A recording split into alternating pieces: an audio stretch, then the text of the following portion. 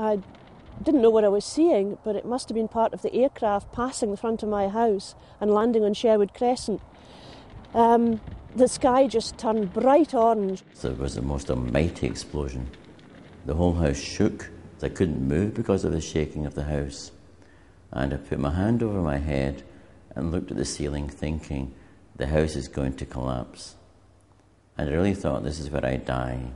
I was walking through tough stones, slates, tiles, you name it, it was there. In fact, there were probably pieces of people, but I didn't realise that at the time. We saw, first of all, a young girl perched up on a chimney, and we could just see the foot, but she was still strapped in her seat, but still balanced up in that chimney. Memories undimmed by time. At first they thought a military jet had crashed. Later, the cruel reality. Someone put their head round the corner and said, there's a nose cone of a 747 lying at Thundergarth. And that completely changed the whole thing. Up until then, I was looking for 20 people possibly. And I was then sort of thinking to myself, I'm looking for 400 now. It took time to recover the bodies. For days, townsfolk were guardians of the dead. I know one young lad that he looked on there, and as the wind was blowing at night, they used to blow this part of the tarpaulin away, and this man was revealed with a dark hair, moustache.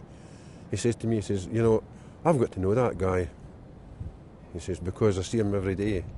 And that went on for 5-6 days. Then they looked after their relatives.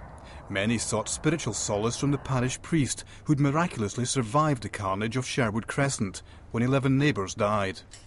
People came from America and other countries, obviously thinking about their own loved one. Their father had died, their mother, their son, their child.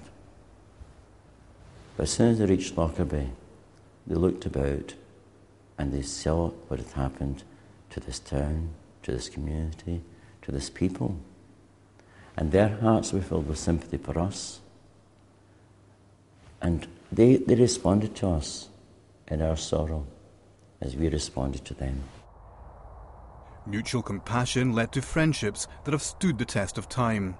And I think that's the legacy of Lockerbie over the last 20 years, has been the humanitarian side of what happened here and the warm welcome that people would expect from the town when they come here to view the memorial or to visit friends or just to see where their loved ones died.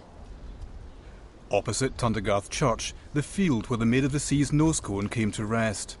Long since returned to pasture, to rural normality. And that's how they like it here.